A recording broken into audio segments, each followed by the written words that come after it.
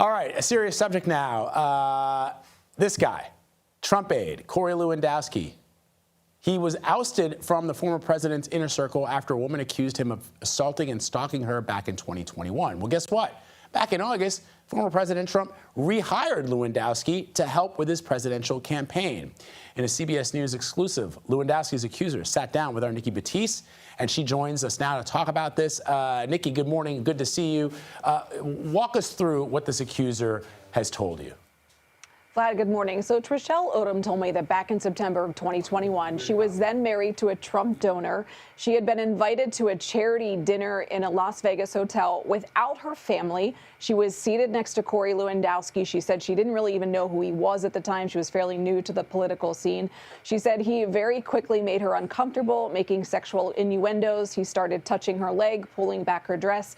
Again, this is her story to me, telling her how large his private areas were and how long he could last in bed. Eventually, she said she did get up from the table.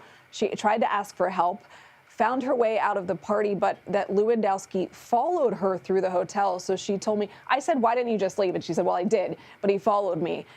And she said she just tried to stay into a crowd until she could safely get to her hotel room. She did go to police eventually. The Las Vegas police ultimately charged Lewandowski with misdemeanor battery. He cut a deal to have the charges dismissed, but he did have to pay a fine and was required to apologize to Odom.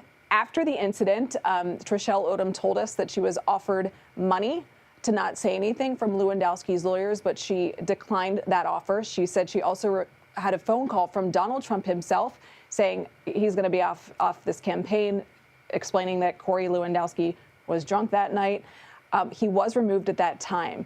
Fast forward, whenever Corey Lewandowski was added back on to Trump's campaign just this August, she was upset. Trashelle didn't receive a phone call, and she felt that it was time to talk. She said she told me she wanted to share her story now to try to protect other women. I should note we reached out to the Trump campaign. They did not get back to us. We also reached out to Corey Lewandowski and his lawyers.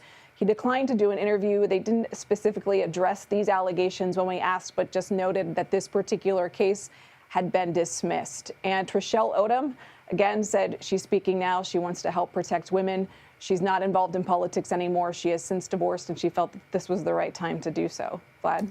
Yeah, Nikki, I just wanted you to hit that a little bit more for people who are wondering why Trashelle decided to bring this to the public light again. And it's the last point that you made, right?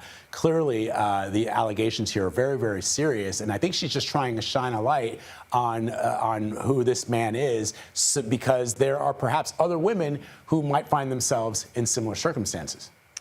That is what she felt. She felt that she said it alarmed her that Corey Lewandowski has back this level of power. I will note there have been at least two other public incidences involving Corey Lewandowski. One of them, quite famously on CCTV video, him grabbing a reporter's arm. So Trashelle told us that, again, she just worried for other women.